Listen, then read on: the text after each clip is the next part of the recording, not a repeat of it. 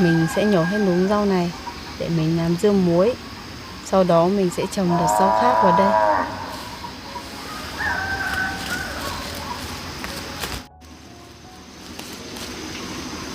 Mà sao anh Sung mới đi làm buổi đầu tiên mà lại tăng ca nhiều vậy nhỉ? Suốt cả đêm hôm qua anh ấy vẫn chưa về. Chắc là công ty đó cũng rất là nhiều việc.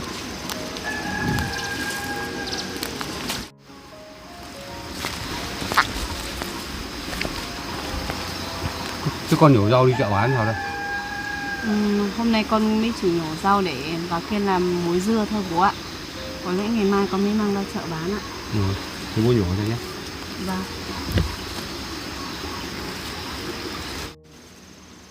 Rau này nhổ tỉa hay là nhổ hết con? Bố cứ nhổ hết đi ạ. Để con sẽ trồng một lượt rau mới ạ.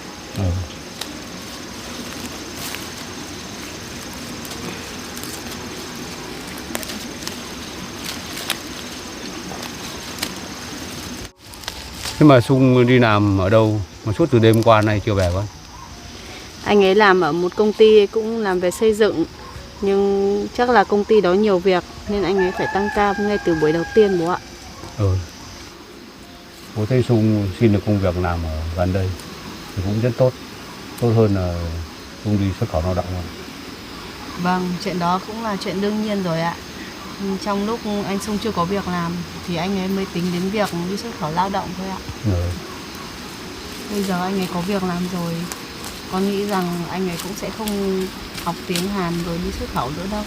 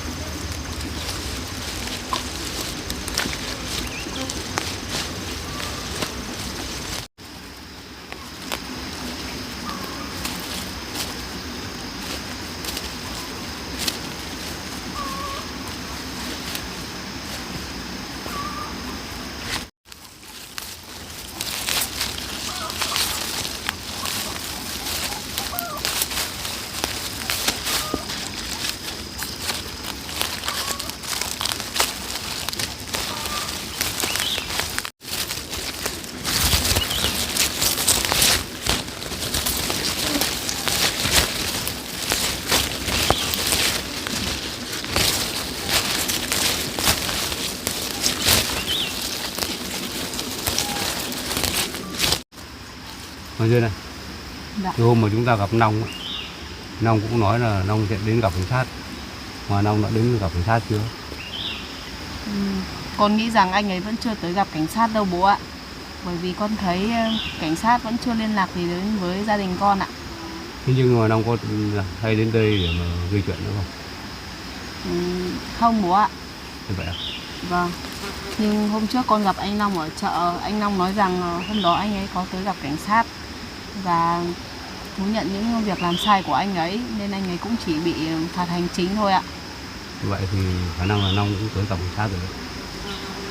Chuyện này thì con cũng chỉ nghe như vậy thôi ạ. Chứ còn anh ấy tới hay không thì chúng ta cũng không biết được ạ. Con thấy bố có vẻ vẫn còn quan tâm tới anh Long vậy nhỉ? Không, bố không quan tâm tới Nong nữa, nhưng mà thỉnh thoảng bố cũng gặp Nong. Mà hôm bố cũng gặp Nong xin tiền ở chợ đấy con. Bố cũng gặp anh Long đi xin tiền ở chợ ạ? Chuyện này con có biết không? Chuyện này con biết. Hôm trước con cũng có gặp anh Long ở chợ đấy ạ. Vậy à? Vâng. Long có nói gì với con không? Anh Long lúc đó con bảo anh ấy tới gặp cảnh sát cùng với con, nhưng có vẻ anh ấy vẫn sợ rồi bỏ chạy bố ạ. Vậy à? Vâng.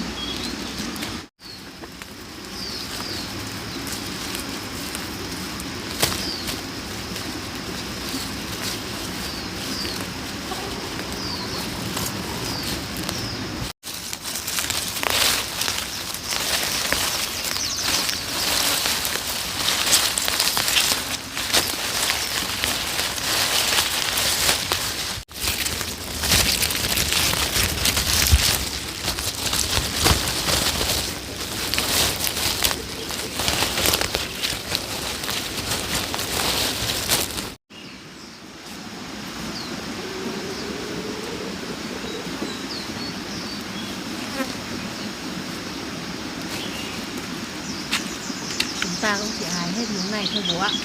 Còn miếng bên cạnh này ngày mai con sẽ hái rồi lên đi chợ bán ạ.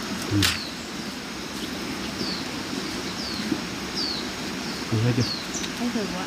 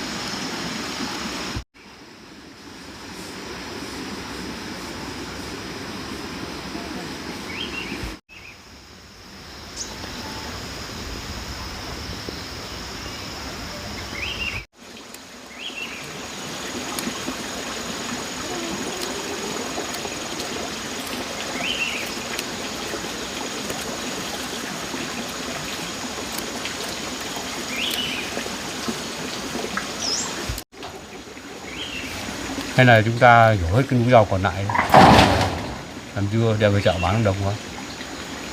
Thôi bố ạ, mình cũng làm rau dưa để ở nhà ăn thôi. Còn bây giờ rau ở chợ cũng rất được giá, nên con sẽ nhổ tươi rồi đem đi bán luôn ạ.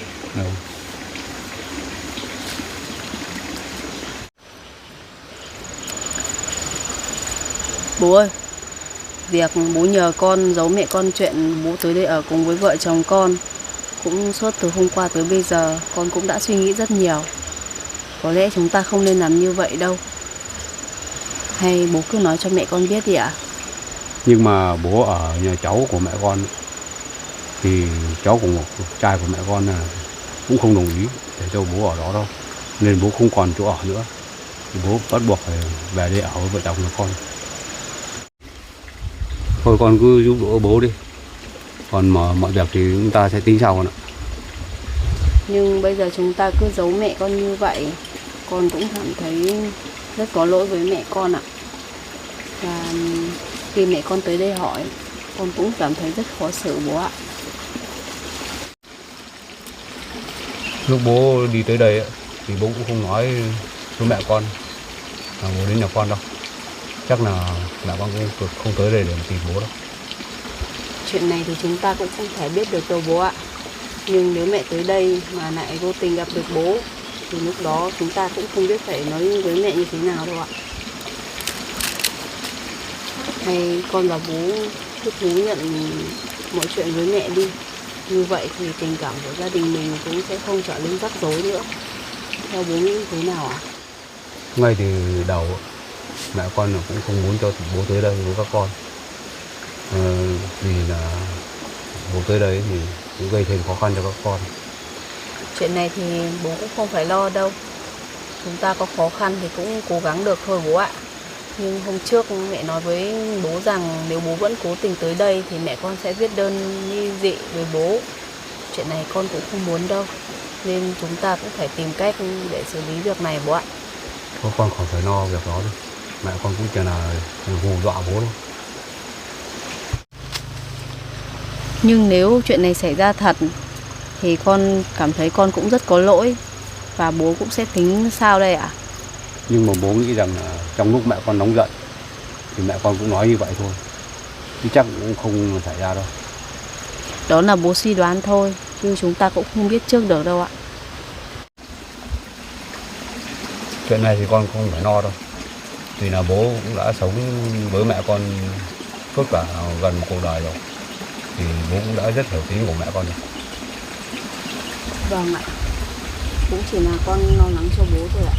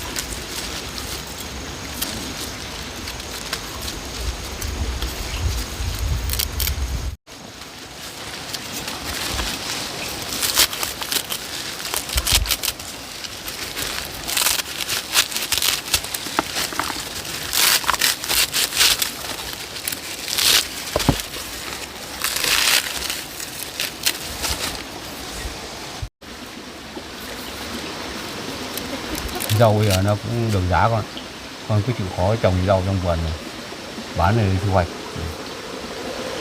không biết kẹo mà. Vâng ạ.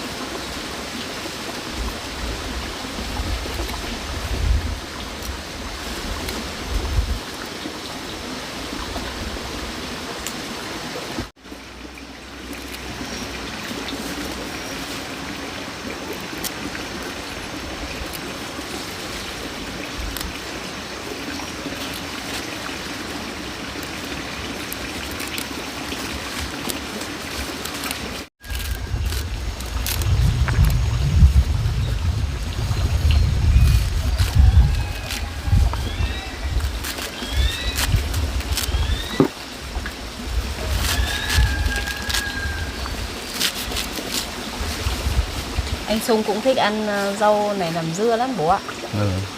Cái này bóp muối ngon này. Vâng, thỉnh thoảng con cũng làm để cho anh ấy ăn.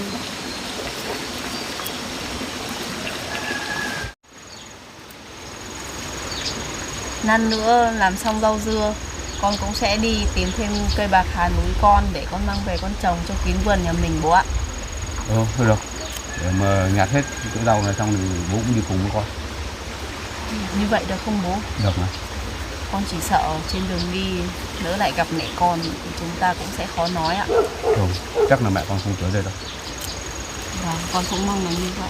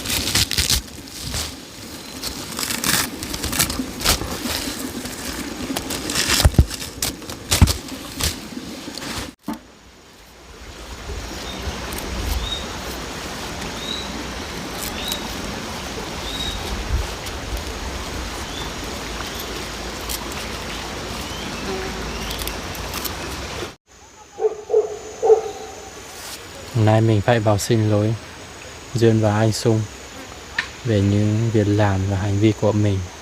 Mình cũng đã suy nghĩ rất là nhiều suốt thời gian qua rồi.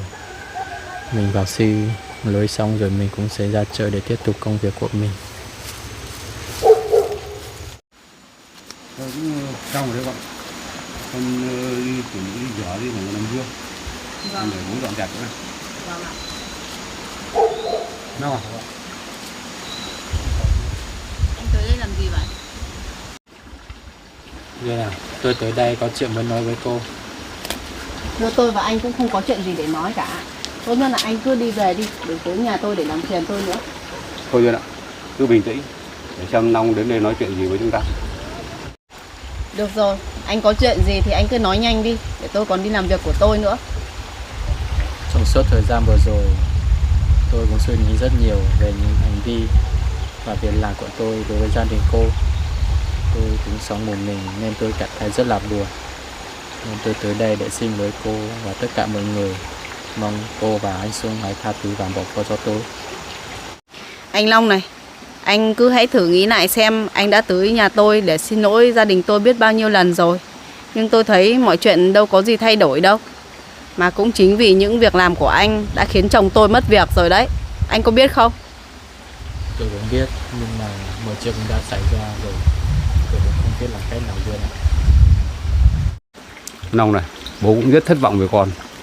Vì nó con cũng đã gây phiền phức tới gia đình nhà Duyên cũng rất nhiều lần rồi.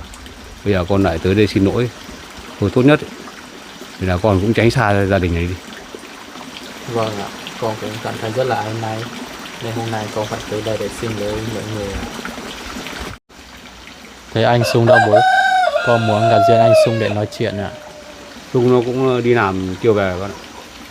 Thế anh Sung tìm được việc rồi à bố? Cũng may là Sung tìm nào được việc làm mới, chứ không bây giờ thì gia đình Sung cũng biết là khó khăn như thế nào nữa. Vâng, vậy khi nào anh Sung về vậy bố? Bố cũng không biết là khi nào Sung về đâu. Thôi, tốt nhất là anh cứ đi về đi. Tôi nghĩ rằng cũng sẽ không cần thiết để anh tới gặp anh Sung trực tiếp đâu. Tốt nhất là anh cũng đừng đến làm phiền gia đình tôi, là tôi cũng đã cảm ơn anh rồi. Nhưng tôi muốn gặp anh ấy trực tiếp để tôi xin lỗi với anh ấy. Nếu anh vẫn muốn trực tiếp gặp anh Sung thì tốt nhất là anh cứ ra thị trấn rồi gặp anh Sung ở công trường. Anh ấy cũng đang làm ở công trường ngoài đó đấy. Nhưng cũng rất là nhiều công trường, tôi làm sao mà biết đi tìm anh Sung ở đâu. Vậy nên tôi nói rằng nếu anh muốn gặp trực tiếp anh ấy thì anh cứ tới đó mà tìm. Tôi cũng còn không biết anh ấy đang làm ở đâu ấy. Bố ơi, con thấy lúc trước bố và vợ của bố có to tiếng với nhau không cho bố tới đây ở. Bố tới đây ở rồi liệu có ổn không ạ? Bố, tại sao chuyện của bố và mẹ mà anh Long cũng biết vậy à? Vì là lúc bố với mẹ cũng to tiếng ở trên quãng đường gần bờ ruộng thì Long cũng đi qua đấy, chắc là Long nghe được thôi, nhưng không có gì đâu ạ. Có thật như vậy không hả bố? Bố nói thật mà. Nhưng tại sao con thấy gia đình mình có việc gì anh Long cũng biết vậy à? Hay là bố lại nói cho anh ấy biết ạ? Thật mà Duyên, lúc đó tôi cũng đi tình cờ, tôi cũng gặp bố và vợ của bố to tiếng với nhau, tôi cũng nghe được thôi. Mà thôi, đây là chuyện của gia đình tôi, anh cũng không cần phải biết quá nhiều đâu. Tốt nhất là anh hãy đi về đi. Mọi chuyện tôi và bố tôi sẽ tự tìm cách giải quyết. Tôi cũng chỉ lo cho bố nên tôi muốn nói như vậy thôi. Duyên nói đúng đấy con ạ. Bây giờ không phải việc của con thì tốt nhất là con cũng đừng tham gia vào, mà con sẽ đi làm việc của con đi. Vâng ạ. Mà con cũng đã đi tìm được việc làm mới chưa? Hay là con muốn tới chợ để xin tiền của người ta? Tốt nhất là con sẽ tìm một cái việc nó phù hợp với sức lực và tuổi của mình, chứ con không được tới chợ để xin tiền nữa. Thì con đã thực hiện chưa? Hiện tại thì con cũng chưa tìm được công việc đâu bố ạ. Con cũng chỉ đi vào rừng để thu hoạch thôi. Từ lúc mà bố khuyên con nên con cũng không đi làm công việc ở chợ nữa. Con trước mắt thì con chưa tìm được công việc, con cũng đi thu hoạch thôi. Bây giờ trời cũng đang rồi, con cũng xin phép con đi đây nữa ạ. Được, đi đi. Rau rồi. Bố dọn giúp con nhé, để con đi rửa rau ạ.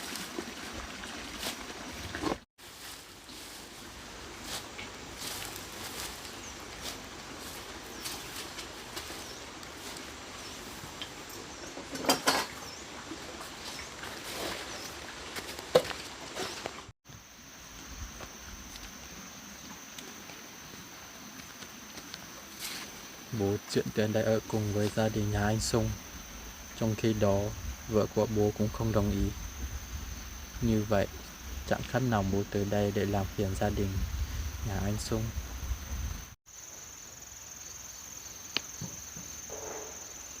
Mình cũng chỉ lo lắng cho bố thôi. Mình nói như vậy mà bố lại nói mình trước mặt Duyên. Những lúc mà bố ở với cạnh mình cũng cảm nhận được tình yêu thương của bố. Nhưng khi bố đi ở cùng với Duyên thì bố lại là một con người khác.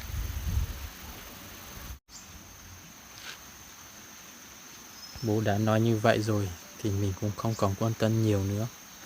Nhưng mà để vợ của bố biết bố ở đây, chắc chắn bà ấy cũng sẽ không để yên đâu.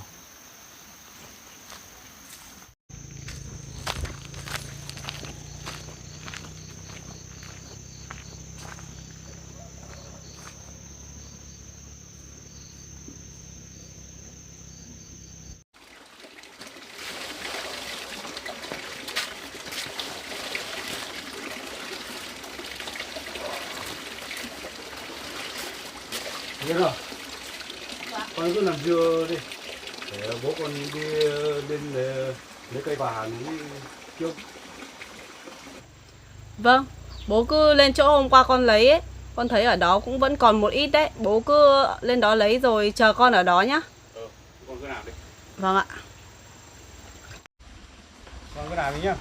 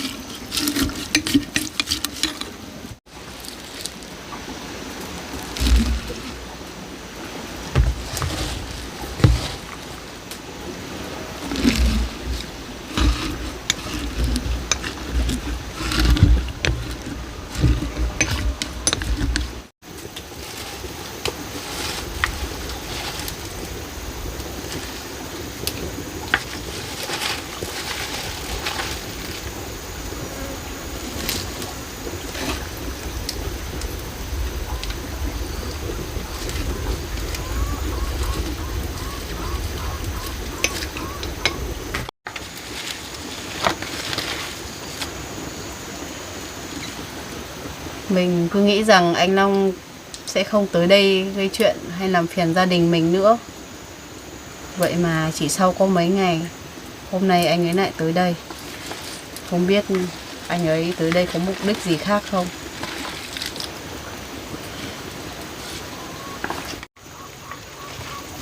Nhưng việc anh ấy làm sai, anh ấy vẫn thường xuyên tới đây xin lỗi. Nhưng mình thấy đâu có thay đổi được gì đâu. Tốt nhất là mình cũng không liên quan gì với anh ấy, thì mọi chuyện cũng sẽ ổn thôi.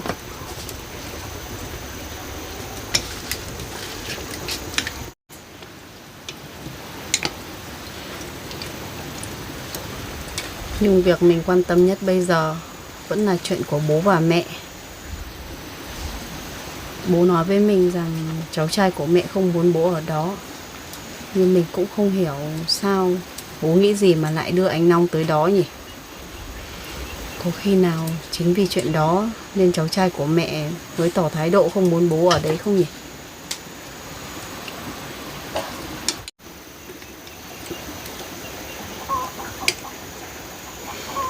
Nhưng còn việc bố bảo mình giấu mẹ chuyện bố tới đây ở cùng với vợ chồng mình cảm thấy cũng rất khó xử. Nhưng chẳng lẽ bố nhờ mình như vậy mình lại không giúp bố sao?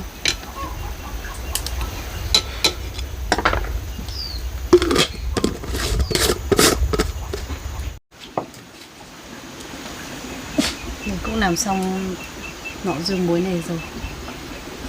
Bây giờ mình cũng phải đi tìm cây bạc hà núi để mang về trồng ở vườn của mình thôi. Trời cũng đã nắng lên rồi.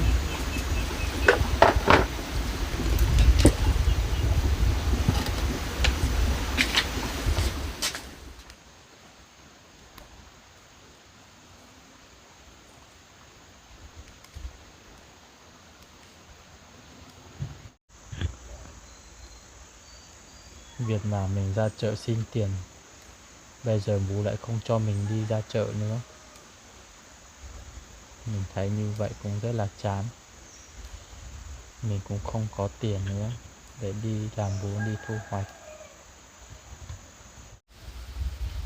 Còn việc mà mình tới xin lưới mọi người Duyên cũng không tha thứ cho mình nữa. Có khi là mình cũng sẽ không gạt anh Sung để xin lỗi nữa. Nếu mình gạt anh Sung thì mọi chuyện lại trở nên rối tung lên. Bây giờ chỉ còn một cái duy nhất là mình vào trong rừng, mình thu hoạch củ bà Hà núi, mang ra chợ để bán thôi. Long à?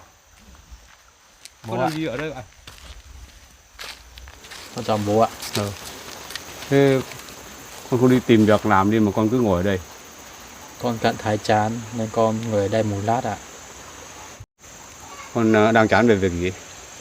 Hôm nay con tới nhà Duyên để xin lỗi mọi người và Duyên, nhưng Duyên cũng không bỏ qua và tha thứ cho con bố ạ. Việc con làm như vậy thì làm sao mà Duyên tha thứ ngay cho con được, mà đạt được cương vị con. Mà như vậy thì con có tha thứ cho người ta không?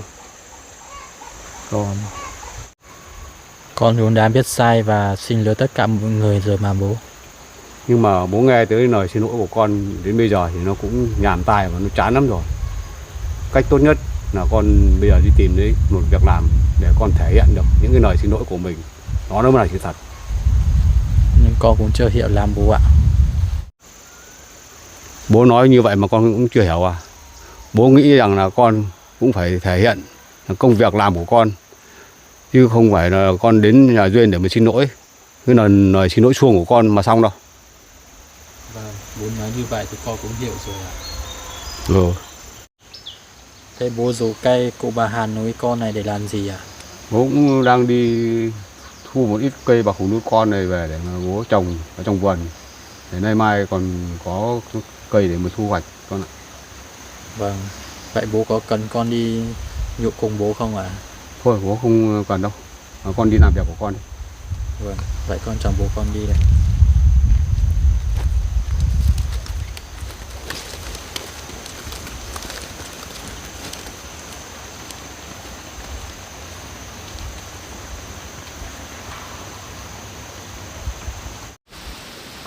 Mình cũng chỉ mong làm sao mà Long nó cũng nhớ hiểu được cái lời khuyên của mình để cho nó sớm trở thành một người tốt.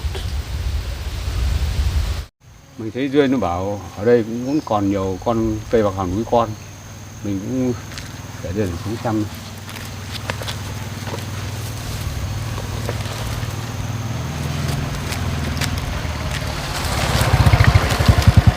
Bố, Chung à? vâng.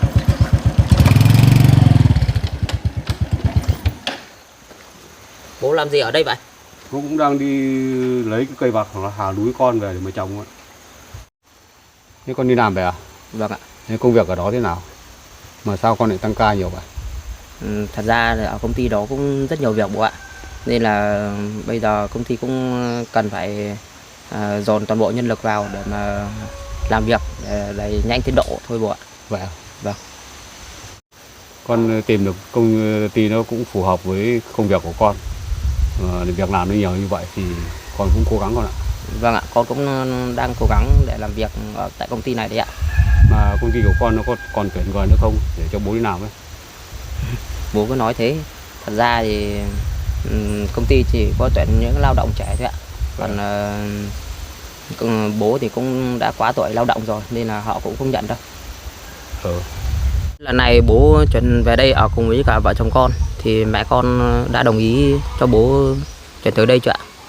Mẹ con thì cũng chưa đồng ý cho bố về đây ở đâu. Thế nhưng mà bố ở nhà cháu của mẹ con ấy, thì cháu của mẹ con nó cũng không đồng ý để cho bố ở, cho nên bố bắt buộc bố phải về đây. Bố làm như vậy là làm cho vợ chồng con rất khó xử đấy ạ. Nhưng việc bố chuyển tới đây ở cùng với cả vợ chồng con để mẹ con biết nữa thì chắc chắn là giữa vợ chồng con và mẹ con sẽ trở nên rất căng thẳng đấy ạ.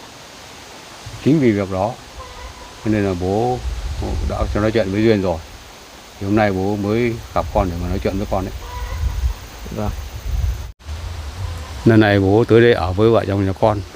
Nếu như mẹ con có tới đây hỏi thì con nói dấu mẹ con giúp bố. Bố không tới đây có được không? Chuyện này thì con không đồng ý đâu bố ạ. Sao vậy con? việc này ấy, thì trước sau thì mẹ con cũng sẽ biết bố ở đây thôi ạ, để tránh rắc rối về sau. Thì bố cũng nên là về để nói chuyện lại với mẹ con, chứ bố cứ tới đây ở mà lại bảo là vợ chồng con lại giấu cho bố thì con cũng không nhất trí đâu ạ. Cái việc này là con không giúp được bố à? Bố cũng không còn cách nào khác thì bố phải nhờ tới con. Chuyện này thì con không giúp đỡ được cho bố đâu ạ. Con cũng mong rằng là bố hãy đối diện với cả sự thật, nên là bố cứ về gặp mẹ con để con nói rằng là bố tới đây ở thì con mới đồng ý ạ. Con nghĩ rằng bố nên làm như vậy thì mọi chuyện sẽ trở nên tốt đẹp hơn bố ạ. Bà Duyên đâu rồi bố? Duyên vẫn đang ở nhà làm rau dưa ở nhà con. Vậy à? Thì con cũng vừa đi làm về nên là con cũng cảm thấy trong người rất mệt. Có khi là con phải về nhà nghỉ ngơi một lát đây bố ạ. Thôi con đi làm về mệt mỏi rồi thì con cũng về nghỉ đi. Thì bố đi lấy cây bạc hạt giống rồi về cho Duyên trồng ấy. Vâng ạ. Thì con đi về đấy ạ.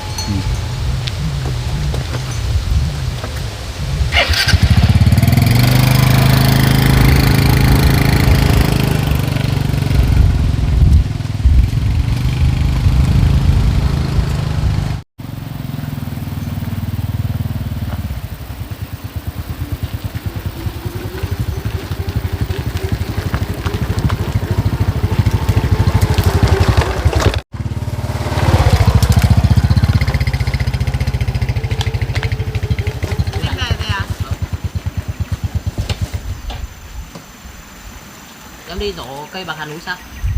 Vâng ạ, em thấy ở trong này cũng có ít cây non nên em cũng nhổ anh để về trồng ạ.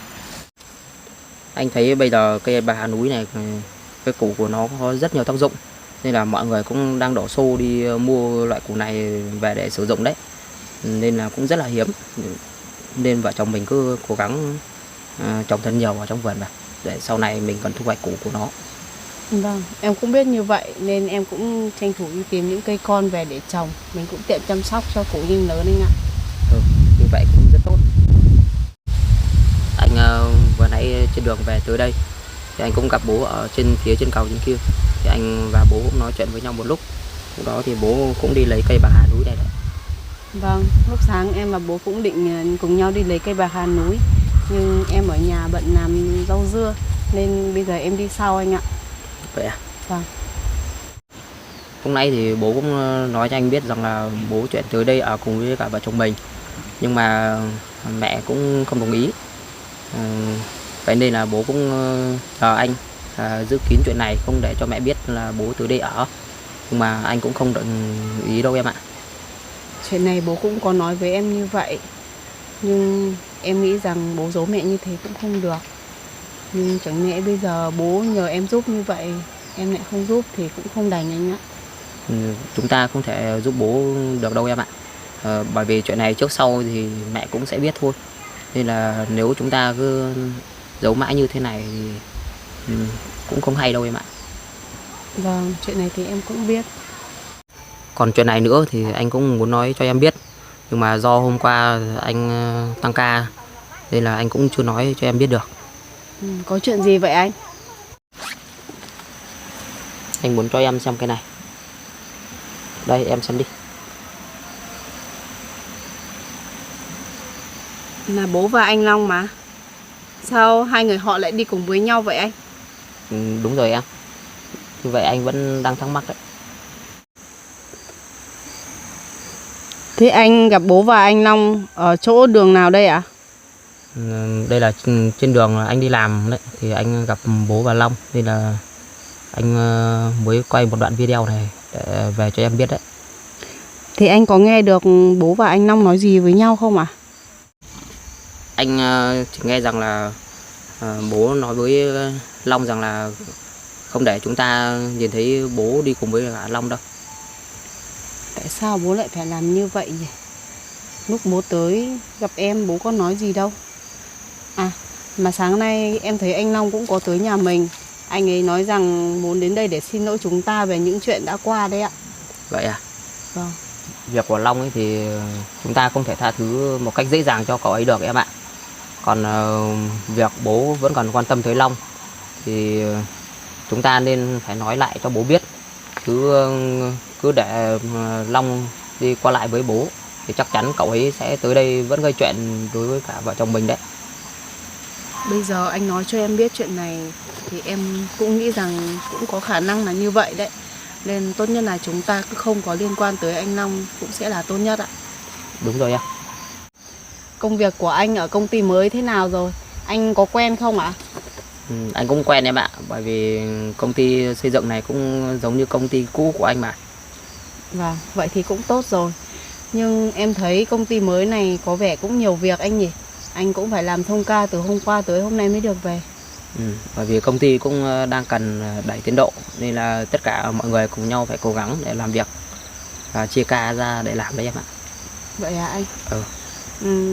Mà công ty đó có cách nhà mình xa không ạ? Chắc phải chừng trên 40 km đấy em ạ. Công ty xa như vậy cơ ạ? Thôi, dù sao thì công việc ở đó nó cũng ổn định, thì là anh cũng muốn làm ở đó luôn đấy em ạ. Nhưng anh đi đường xa như vậy em nghĩ cũng không an toàn đâu. Anh đi một ngày gần 100 cây số như vậy, em thấy cũng rất là mệt cho anh trong quá trình đi làm. Anh cũng biết là như vậy, nhưng mà khó khăn lắm thì anh mới tìm được một công việc mới để làm. Dù có đường xa đi chăng nữa thì anh cũng sẽ cố gắng để đi làm thôi em ạ. Và anh sẽ cố gắng đi làm sớm để mà giữ an toàn. Vâng ạ. Thôi, anh cũng đi làm suốt từ hôm qua tới bây giờ rồi. Anh cũng đã mệt mỏi rồi thì anh cứ về nghỉ ngơi đi. Bây giờ em cũng phải đi lấy cây bạc hà núi về để trồng đấy ạ. Hàn Duy này, anh về nhà nghỉ ngơi một lát, rồi tối thì anh cũng tiếp tục đến công ty làm việc tiếp ấy. Nhưng mà anh muốn nói với em rằng là lần này anh sẽ tới công ty đó làm việc, anh sẽ ở đó tầm một vài ngày, xong bắt đầu anh mới quay trở về nhà là được em ạ. Vâng, anh làm như vậy cũng được. Bởi vì công ty của anh ở xa như thế, anh cứ ở đó vài hôm đi làm việc rồi về nhà cũng được. Như vậy cũng sẽ đỡ vất vả hơn anh ạ. Còn chuyện mà anh nói cho em biết ấy, thì em hãy lựa nói với bố xem bố nói như nào. Vâng, anh cứ yên tâm đi, chuyện này em sẽ nói lại với bố. Nó cầm lại. Anh vào đây. Anh cầm chỗ bạc hà núi này về giúp em với.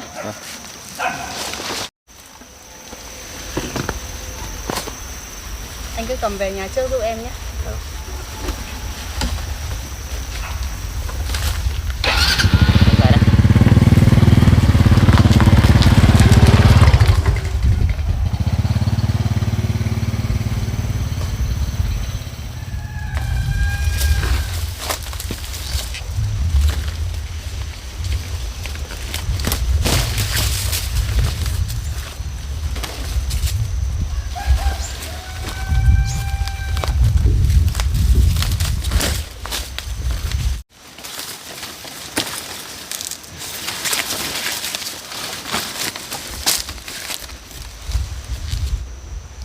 Chung nó nói cũng đúng, nhưng mà mình cũng không còn cách nào khác. Nếu như bây giờ mà mình về nói chuyện lại với vợ mình thì chắc chắn là vợ mình cũng sẽ không cho mình đi. Lát nữa thì Duyên tới đây thì mình cũng sẽ nói chuyện cho Duyên biết là ý của Sung cũng không đồng ý để cho mình ở đây khi mà vợ mình chưa đồng ý.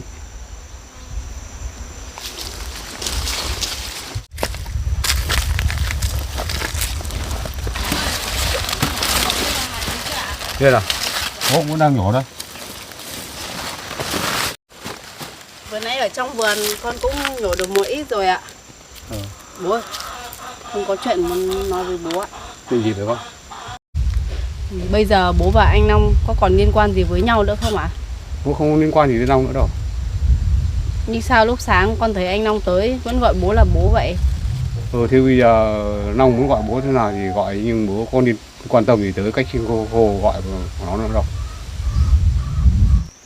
Hôm trước trên đường bố tới đây, bố đi cùng với anh Long có phải không ạ? Không, bố có đi cùng với ai đâu.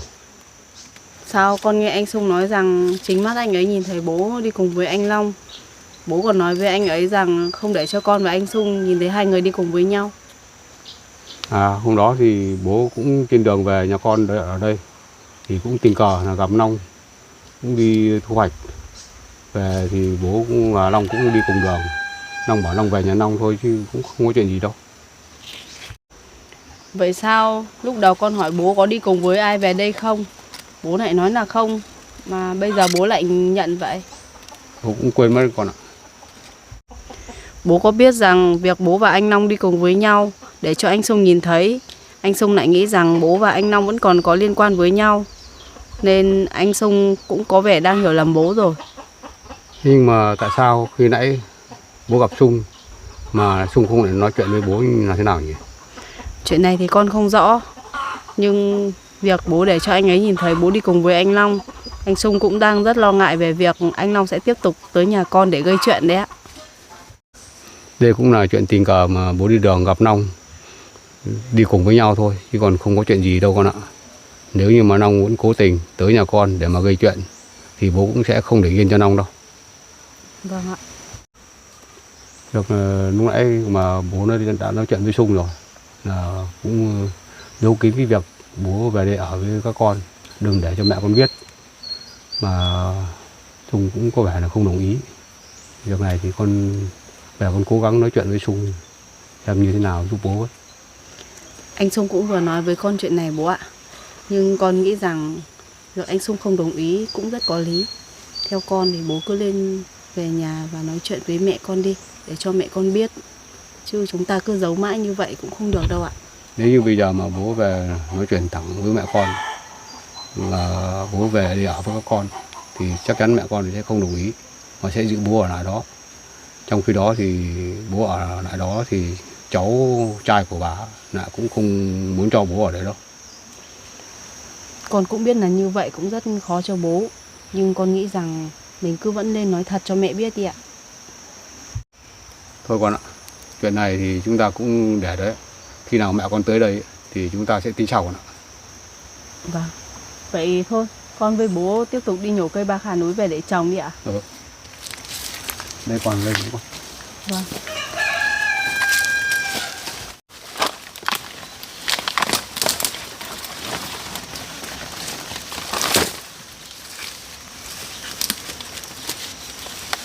Bố nhổ cẩn thận đấy, con thấy ở đây cũng có nhiều cây gai lắm bố ạ.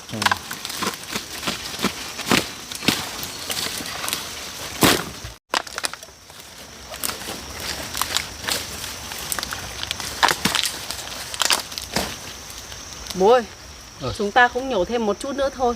Sau đó con với bố mang chỗ bạc hà núi này về nhà trồng. Ở nhà con cũng đã nhổ được một chút rồi. Con nghĩ chỗ này cũng đủ để mình trồng kín vườn rồi đấy ạ. Đủ chưa con? Là đủ rồi ạ. Con nhổ thêm một vài cây nữa.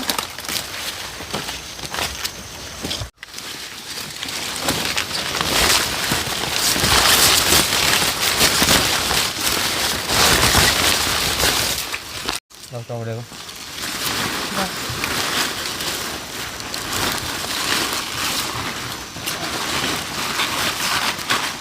Bố đỡ lên lưng cho con đi.